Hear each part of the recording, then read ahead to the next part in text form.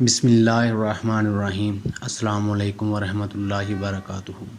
دوستو، یہ 2 منٹ کی ویڈیو کمپلیٹ دیکھنا، آپ کی آنکھوں میں آنسو آ جائیں گے اور آپ کا ایمان تازہ ہو جائے گا۔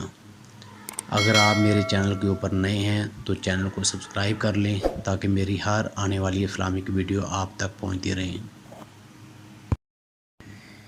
کسی زمانے میں ایک غیر مسلم نے اسلام قبول کیا تو اس سے پوچھا گیا کہ اسلام کی کس بات نے تجھے متاثر کیا ہے؟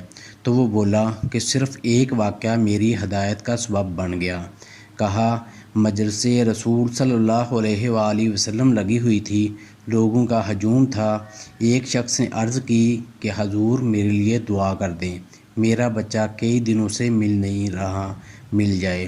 قبل اس کے کہ حضور کے ہاتھ اٹھتے، ایک شخص مجلس میں موجود تھا، کھڑا ہو گیا۔ حضور، میں ابھی فلاں باغ سے گزر کر آیا ہوں، اس کا بچہ وہاں بچوں کے ساتھ کھیل رہا تھا۔ باپ نے جب سنا کہ میرا بچہ فلاں باغ میں ہے تو اس نے دوڑ لگا دی۔ آپ صلی اللہ علیہ وآلہ وسلم نے فرمایا، اس کو روکو، واپس بلاؤ۔ اس نے کہا، حضور آپ جانتے ہیں کہ ایک باپ کے جذبات کیا ہوتے ہیں؟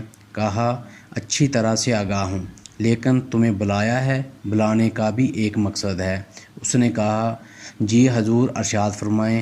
کہا، جب باغ جاؤ، بچوں کے ساتھ اپنے بچے کو کھیلتا ہوا دیکھ لو تو بیٹا بیٹا کہہ کر آوازیں نہ دینے لگ جانا، جو نام رکھا ہے اس نام سے پکارنا۔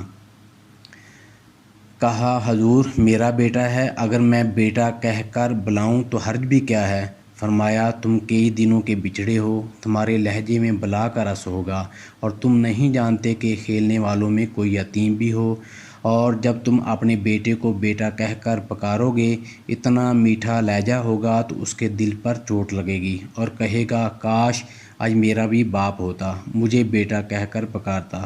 فرمایا، یہ شوق گھر جا کر پورا کرنا۔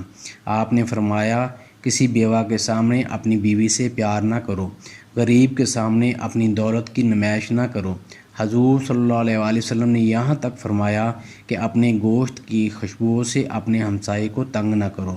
اس غیر مسلم نے کہا کہ حضور صلی اللہ علیہ وآلہ وسلم کے اس واقعے نے کہ کسی یتیم کے سامنے اپنے بیٹے کو بیٹا کہہ کر نہ پکارو، اس نے مجھے بتایا کہ اسلام کیا ہے۔